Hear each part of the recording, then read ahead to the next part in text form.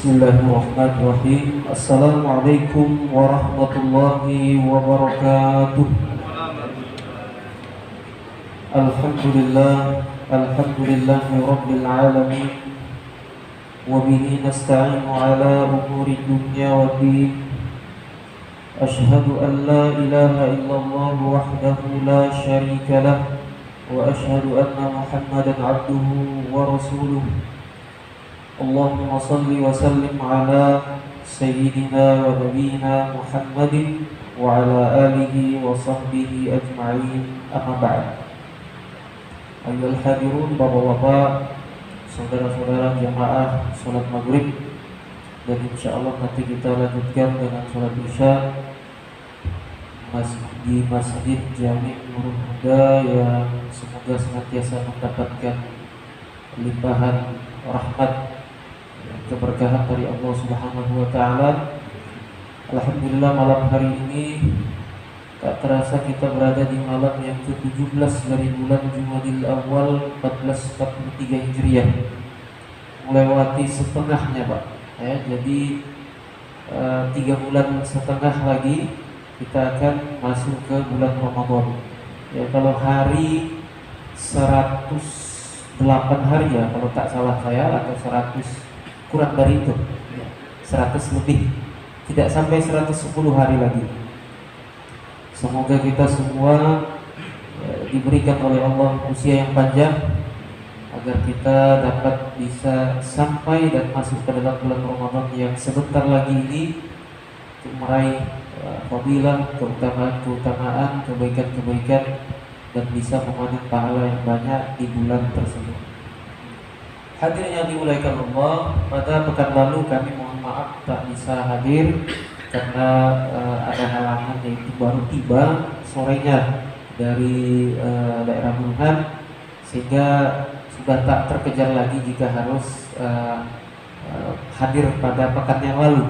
Jadi saya mohon izin kemarin untuk tidak bisa mengisi, dan saya jadikan pekan depannya, dan alhamdulillah pekan depannya, yaitu hari ini, dapat kita kembali berkumpul. Baik, kita langsung maksimalkan waktu yang tidak terlalu lama ini sampai masuk waktu isya. Kita akan lanjutkan pada surat Al-Baqarah 144 dan seterusnya, ya, masih terkait dengan pembahasan tema sebelumnya, sehingga mungkin kita akan percepat untuk beberapa ayat berikutnya ini, yang mana ayat ini masih terkait nanti sampai pada ayat yang ke 152, barulah kemudian pembahasan akan mulai berganti temanya. Kita bacakan seperti biasa dari ayat yang ke-144. A'udzu billahi minasy syaithanir rajim. Bismillahirrahmanirrahim. قد نرى تقلب وجهك في السماء فلنولينك قبلة ترضاها فول وجهك شطر المسجد الحرام وحيث ما كنتم فولوا وجوهكم شطره وإن الذين أوتوا الكتاب ليعلمون أنه الحق من ربهم وما الله بغافل عما يعملون. Yang artinya, sungguh kami sering melihat mukamu atau wajahmu menengadah ke langit. Yang dimaksud di sini, yang dimaksud wajahmu, ya, atau kamu menengadah ke langit adalah Nabiullah Muhammad sallallahu alaihi wasallam. Maka sungguh kami akan memalingkan kamu ke kiblat yang kamu sukai. Palingkanlah wajahmu ke arah Masjidil Haram, di mana saja kamu berada, palingkanlah mukamu ke arahnya. Dan sesungguhnya orang-orang Yahudi dan Nasrani yang diberi Alkitab, yaitu kitab Taurat dan Injil, memang mengetahui bahwa berpaling ke Masjidil Haram itu adalah benar dari Rabb-nya, dan Allah sekali-kali tidak lengah terhadap apa yang mereka kerjakan. Hadirin yang dimuliakan Allah, Ya, sudah kita bahas pada pekan sebelumnya bagaimana proses perubahan, ya, perubahan kiblat, dan bagaimana banyak dari kalangan ahli kitab yang tidak suka pada saat itu dengan berubahnya kiblat kaum muslimin. Dan di ayat ini malah sampai turun juga ada kata perintah, fawalli wajhaka. Oleh karenanya maka palingkanlah wajahmu. Yang mana sebelumnya Nabi Muhammad SAW semasa kiblat masih menghadap ke Baitul Maqdis, Nabi telah sering, ya, sudah tampak kecondongan beliau SAW untuk berganti kiblat mengarah ke Masjidil Haram. Nah, hadirin yang dimuliakan Allah, dari ayat ini, ya, yang mana secara zahirnya tadi menyebutkan maka palingkanlah wajahmu dimanapun kamu berada. Maksudnya sholat dimanapun maka menghadaplah ke arah kiblat, yaitu Masjidil Haram. Nah, ini ada permasalahan yang dibahas oleh penulis daripada kitab tafsir Ibnu Katsir, yaitu Imam Ibnu Katsir. Beliau menyebutkan dalam mazhab Maliki, ya, menjadikan ayat ini sebagai dalil bahwa orang yang mengerjakan sholat itu menghadap ke depan dan bukan menghadap ke tempat sujudnya. Dalam mazhab Maliki. Adapun kita kan mengambil pendapat ya kebanyakan dari kaum muslimin, ini termasuk pendapat mayoritas, bahwasanya ketika kita sholat maka pandangan itu mengarah ke tempat sujud. Namun dalam mazhab Maliki, dengan berdalil pada ayat ini, yaitu palingkanlah wajahmu ke arahnya, maka memang zahir ayatnya menyebutkan kita menghadap ke depan. Namun ini khilafiyah yang mana tak perlu dibesar-besarkan. Jadi kalau kita berkeyakinan dan mengambil pendapat untuk menghadap ke tempat sujud, ya kita menghadap ke tempat sujud. Kalau memang kita lihat nanti ada saudara kita yang bermazhab Maliki, namun ini sekali lagi mayoritasnya di Afrika Utara. Ya, di Indonesia bisa dikatakan sangat minim yang bermazhab Maliki. Di sana jangan heran Pak, ketika sholat berjamaah, ya imamnya menghadap ke depan. Alhamdulillah, menghadap ke depan. Nah, kita jangan, kok dia nggak menghadap ke bawah ya? Sama yang seperti kita bahas beberapa kali lalu terkait dengan wudu. Dalam mazhab Maliki boleh tak semua kepala diusap, ya, sepertiganya saja boleh. Jika berwudu dengan tidak melepas peci bisa. Namun dalam mazhab Maliki ini sesuatu yang janggal bagi mereka, apalagi orang-orang yang awam terhadap mazhab yang lain. Dalam cerita Ustadz kita, Ustadz Abdul Somad, yang mana beliau kan mengambil S2-nya di Maroko kan. Nah, di sana banyak yang bermazhab Maliki. Beliau katakan ketika berwudu dan hanya bagian depannya saja, di sana ini tidak sah ya. Ini yang mungkin sejak kecil mereka hanya tahunya mazhab Maliki, yaitu kita harus mengusap, ya, seluruh kepala. Ya, jadi mereka heran. Ya. Namun ini lagi-lagi sama-sama pendalilannya kuat. Ya. Nah, sama tadi dengan itu juga tidak bisa kita permasalahkan. Yang masalah itu kalau sholat nyari-nyari. Bagus itu. Ah, ini yang masalah. Masjidnya di pinggir jalan, ada yang lewat. Nah, ini bahaya. Ada wanita yang lewat nanti nggak khusyuk nanti. Nah, mungkin ada pertanyaan, bagaimana jika memejamkan mata, ya kan? Nah, mungkin ada yang pernah memejamkan mata. Ya. Para ulama memakruhkan untuk memejamkan mata. Namun ada pengecualian bagi yang tidak bisa khusyuk tanpa harus memejamkan mata. Yang mau memejamkan mata, saya susah untuk khusyuk kalau. Jadi ya pejamkan mata. Tapi hati-hati, pejamkan mata apa? Keterusan tidur. Khusyuk betul, ternyata tidur. Masalah juga.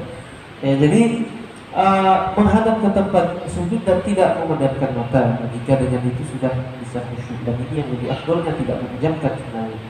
Namun jika susah khusyuk, dengannya terbantu untuk khusyuk, boleh memejamkan mata. Tapi itu tadi salah satunya rawan untuk tidur saat itu. Ya, ketika berdiri menghadap ke tempat sujud, ya. Dan ketika ini kembali tadi nih, kita lanjut dulu dalam mazhab Maliki. Saya lanjutkan dulu. Jadi menghadap ke depan dan bukan ke tempat sujudnya. Lebih lanjut mazhab Maliki mengungkapkan, jika seorang melihat ke tempat sujudnya, maka ia harus sedikit membungkukkan badan, dan itu jelas bertentangan dengan kesempurnaan berdiri. Jadi kata mereka, jika harus melihat ke bawah, maka ada potensi untuk bungkuk sedikit sehingga dia tidak tegak. Ini pendalilan mereka. Dan itu jelas bertentangan dengan kesempurnaan berdiri. Sedangkan pada saat rukuk, maka ia menghadap ke arah posisi kedua kakinya. Ketika sujud, mengarahkan pandangannya ke posisi hidungnya, dan pada saat duduk ia melihat ke arah pangkuannya. Itulah mazhab Maliki. Namun kita kan selalu ke tempat sujud kan? Ya, selalu ke tempat sujud, duduk ke tempat sujud.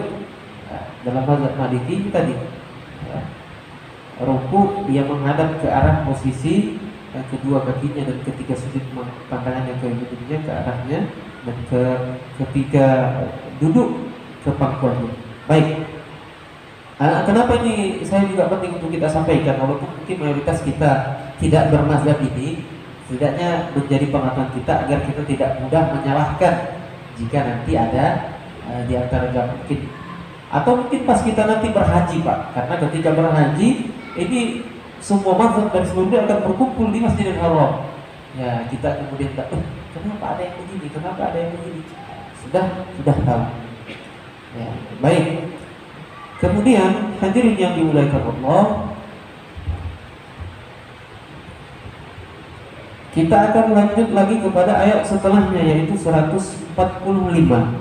Ya, langsung saya akan sambung dengan 100 sampai ke ayat 100. Banyak ini Pak yang masih satu pembahasan, ya, dan beberapa makna kandungan dari ayat yang kita bacakan ini sudah kita jelaskan pada pekan sebelumnya, karena memang banyak di antara ayat ini yang hampir mirip penjelasannya Pak, ya, hampir mirip penjelasannya, diulang sehingga bisa kita untuk tidak terlalu berlama-lama nanti pada ayat tersebut. Ayat 140 dan seterusnya akan saya bacakan terlebih dahulu. وَلَئِنْ أَتَيْتَ الَّذِينَ أُوتُوا الْكِتَابَ بِكُلِّ آيَةٍ مَا تَبِعُوا قِبْلَتَكَ وَمَا أَنْتَ بِتَابِعٍ قِبْلَتَهُمْ وَمَا بَعْضُهُمْ بِتَابِعٍ قِبْلَةَ بَعْضٍ وَلَئِنِ اتَّبَعْتَ أَهْوَاءَهُمْ مِنْ بَعْدِ مَا جَاءَكَ مِنَ الْعِلْمِ innaka idzal laminadh dhalimin. Dan sesungguhnya jika kamu mendatangkan kepada orang-orang yang diberi Alkitab semua ayat atau keterangan, mereka tidak akan mengikuti kiblatmu, dan kamu pun tidak akan mengikuti kiblat mereka, dan sebagian dari mereka pun tidak akan mengikuti kiblat sebagian yang lain. Dan sesungguhnya jika kamu mengikuti keinginan mereka setelah datang ilmu kepadamu, sesungguhnya kamu kalau begitu termasuk orang-orang yang zalim. Ini bagaimana pengingkaran ahli kitab terhadap kiblat kaum muslimin, ya, setelah adanya wahyu turun untuk menghadap kepada menghadapkan kiblat, mengarahkan untuk ke Masjidil Haram, ya. Dan walaupun diberikan keterangan kepada mereka, mereka tetap tidak akan mau menerima keterangan yang diberikan. Ya, ini sudah jelas disebutkan, ya, oleh Allah. Banyak ayat di dalam Al-Quran yang menyebutkan tentang ini. Di antaranya ayat dalam surat Yunus, ayat ke-96-97, Innal ladzina haqqat 'alaihim kalimatu rabbik la yu'minuna walau ja'atuhum kullu ayatin hatta yarawul 'adzabal alim. Sesungguhnya orang-orang yang telah pasti terhadap mereka kalimat Rabbmu tidaklah akan beriman meskipun datang kepada mereka segala macam keterangan hingga mereka menyaksikan azab yang pedih. Jadi memang ada, ya, dari kalangan atau kelompok yang diberikan apapun tak akan mau menerima, ya, walaupun sudah jelas sejelas-jelasnya. Nantilah kemudian ketika azab yang pedih mereka lihat, baru kemudian akan menyadari kesalahannya. Kita lanjut langsung kepada ayat setelahnya, masih terkait juga. Alladzina atainahumul kitaba ya'rifunahu kama ya'rifuna abna'ahum wa inna fariqan minhum la yaktumuna al-haqqa wa hum ya'lamun.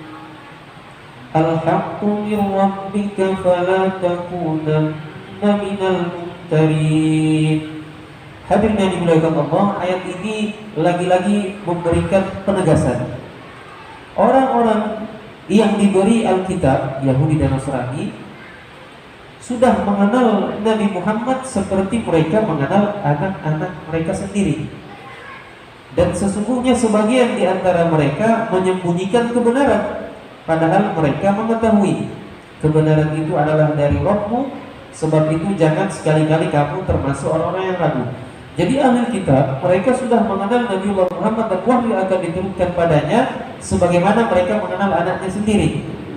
Termasuk, perhatikan hadirin yang dimuliakan Allah, termasuk akan adanya perubahan kiblat untuk menghadap kepada Masjidil Haram. Sudah ada keterangan yang Allah berikan kepada mereka dalam kitab mereka, wahyu yang sudah turun sebelumnya, yang dibawa oleh Nabi sebelumnya juga sudah ada penjelasan itu. Maka dalam ayat ini disebutkan wa inna fariqan minhum, dan sungguhnya ada kelompok dari mereka la yaktumunal haqqa, menyembunyikan kebenaran. Dia tahu ini yang benar tapi disembunyikan. Tahu ini yang benar namun disembunyikan kebenaran itu. Padahal sebenarnya mereka pun sudah mengetahui. Ini permisalan yang Allah berikan luar biasa, Pak. Mereka mengenal Nabi Muhammad sebagaimana mereka mengenal anaknya sendiri. Coba Pak, kita di antara kerumunan banyak anak, kita akan dengan mudah tahu, oh itu anak saya tuh. Itu anak saya tuh. Mungkin cara jalannya, cara larinya, atau mungkin kalau menangis, oh itu anak saya tuh. Mungkin kita kalau lagi ngapain anak-anak main terus tiba-tiba ada nangis, kita akan tahu, oh itu anak saya nangis. Atau jauh lari-lari, kita tahu itu cara larinya. Nah, mereka pun mengenal Nabiullah Muhammad SAW beserta wahyu yang diturunkan, tanda-tandanya dan sebagainya, sebagaimana mengenal anak mereka sendiri. Ayat berikutnya,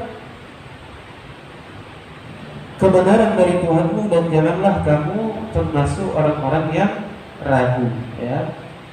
Hadirin yang dimuliakan Allah, jadi kebenaran ini sudah jelas. Jangan lagi ada ragu-ragu di antara kita.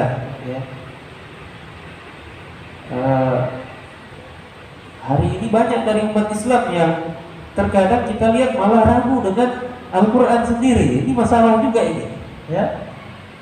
Seperti kemarin yang kita sebutkan video tentang salah seorang tokoh yang cukup terkenal di Indonesia yang mengatakan perintah sholat sholat 5 waktu tidak ada dalam Al-Quran. Ini pernyataan tujuannya apa sebenarnya? Ini kan ada indikasi dia ragu akan Al-Quran, bahwasanya kitab suci Al-Quran sebagai kitab yang sudah lengkap kan? Padahal karena ilmunya saja yang kurang sehingga dia katakan itu. Sebenarnya dalam Al-Quran ada perintah sholat 5 waktu itu. Namun perintahnya ini memang tidak spesifik langsung menyebutkan sholat subuh lah, zuhur lah, kan tidak. Tapi ada, ada Pak. Di antaranya ayat sudah pernah saya bacakan juga. Fasabbih bihamdi rabbika qabla tulu'i syamsi wa qabla ghurubiha wa min ana'il laili wa atrafan nahar. Ini ayat kandungannya tentang menjelaskan 5 waktu sholat itu. Kemudian ada lagi yang terbaru. Saya tidak tahu bahwa sudah nonton tidak videonya yang menentang untuk cari ikrar di dalam Al-Quran tentang larangan mengucapkan selamat untuk ini. Hadirin yang dimuliakan Allah, agama Islam memang ada perbedaan pendapat dalam hal mengucapkan selamat Natal ya. Ini kita sebutkan saja, memang ada perbedaan pendapat. Namun yang melarang punya pendalilan, Pak. Dan pendalilan itu kan tidak hanya pada Al-Quran, karena sudah menjadi kesepakatan kaum muslimin, ini kita sampaikan Sumber hukum yang pertama dalam Islam adalah Al-Quran, tetapi bukan satu-satunya sumber hukum dalam Islam. Setelah Al-Quran, apa sumber hukum yang kedua? Hadis. Kalau tak terdapat dalam Al-Quran namun terdapat dalam hadis, maka ya berlaku. Kalau dia larangan, ya larangan, perintah-perintah. Jadi jangan karena tidak ada secara tersurat atau spesifik dalam Al-Quran, oh tidak apa-apa, lihat dulu ada nggak hadisnya. Kemudian kalau tak ada dalam hadis, apakah sudah selesai? Masih ada sumber hukum dalam Islam yang berikutnya. Apa dia? Ijma. Ijma itu kesepakatan kaum muslimin. Ya, ijma ini bisa berdasarkan nanti hasil ijtihad ulama. Ya, berijtihad dan disepakati, jadi ijma. Seperti saya kasih contoh, Pak. Dalam Al-Quran tidak ada satupun menyebutkan kata tentang narkoba atau ganja. Tidak ada, Pak. Pengharaman ganja dalam Al-Quran itu tidak ada disebutkan secara spesifik. Maksudnya sesungguhnya ganja itu haram begitu. Innama ganja atau apa bisa kira ya. Atau janganlah kalian mengkonsumsi ganja. Tak ada dalam Al-Quran. Dalam hadis pun tidak ada kata ganja yang langsungnya. Tapi apakah lantas kalau begitu tidak boleh dibilang haram ya, karena tidak ada katanya di dalam Al-Quran, dan tapi dia menjadi ijma ulama. Pakai apa sumber hukum yang kuat? Itu mengkiaskan. Dikiaskan kepada apa? Kiaskan ini mengambil satu hukum ya dengan cara melihat ilat atau kesamaan sesuatu itu dengan yang sudah ada hukum pastinya dalam Al-Quran. Ternyata ganja ini dilihat sifatnya sama persis dengan khamar. Nah, khamar ini ada dalil langsung mutlak dalam Al-Quran, ya kan? Maka itu pendalilan yang dipakai. Karena ternyata memang setelah mengkonsumsi ganja atau narkoba, kan orang yang mengkonsumsi ini mirip-mirip modelnya dengan yang sering minum khamar. Dan ini menjadi kesepakatan. Tidak ada satupun ulama yang bilang ganja itu halal. Dia haram. Narkoba maksudnya. Kalau tadi pakai dalil yang asal tidak ada dalam Al-Quran lantas tidak bisa jadi apakah itu larangan atau perintah, ini masalah ini. Dan itu sudah menjadi kesepakatan kaum muslimin. Maksudnya sumber yang pertama dalam Islam adalah Al-Quran, yang kedua adalah hadis, yang ketiga ijma ini. Ini penting, Pak. Tidak ada dalam Al-Quran langsung, tidak ada dalam hadis langsung, dan itu banyak, Pak. Bukan hanya kasus yang saya sebutkan tadi. Banyak dalam masalah kehidupan sehari-hari yang tidak ada ayat yang secara spesifik. Kalau tidak spesifiknya mungkin ada, ya ada, tapi yang secara spesifiknya. Karena kalau mau nunggu harus ada disebutkan spesifik atau terang benderang betul. Makan besi, ada nggak dalil bilang janganlah kamu makan besi? Kan tidak ada. Tapi apakah boleh makan besi? Kan tidak boleh. Minum racun, ada nggak dalil bilang janganlah minum racun? Ya, racun sekarang kan mungkin ada apa itu gramoxone. Ada nggak dalil bilang jangan minum gramoxone? Tidak ada. Tapi kan dia menjadi haram untuk diminum. Mana dalilnya? Di antaranya ada dalil dalam Al-Quran, janganlah kamu membunuh dirimu, atau janganlah membawa dirimu pada kebinasaan. Nah, makan besi, minum racun itu kan termasuk upaya untuk membunuh diri atau membawa diri kepada kebinasaan. Ya, jadi ini selingan sedikit supaya ya. Jadi sekali lagi memang ada perbedaan pendapat di kalangan ulama terkait mengucapkan memberikan ucapan untuk hari besarnya agama yang bukan Islam, ya. Namun yang melarang itu jelas ada dalilnya. Jadi kan kemarin video itu kan seolah-olah mau mengatakan ini yang bilang nggak boleh, dia anggap tidak punya dalil, ya kan begitu. Dan bagi orang awam ini berbahaya, Pak. Ya, ini berbahaya bagi orang-orang yang awam. Ya, bisa timbul keraguan kepada Al-Quran atau ketidakpercayaan kepada ulamanya. Ini bahaya. Nah, di sini yang harus jadi catatannya agar kita kemudian bisa menjelaskan. Dan yang membolehkan pun untuk berikan ucapan kepada apakah ucapan selamat Natal dan sebagainya, ini kan tetap ada batasan, Pak.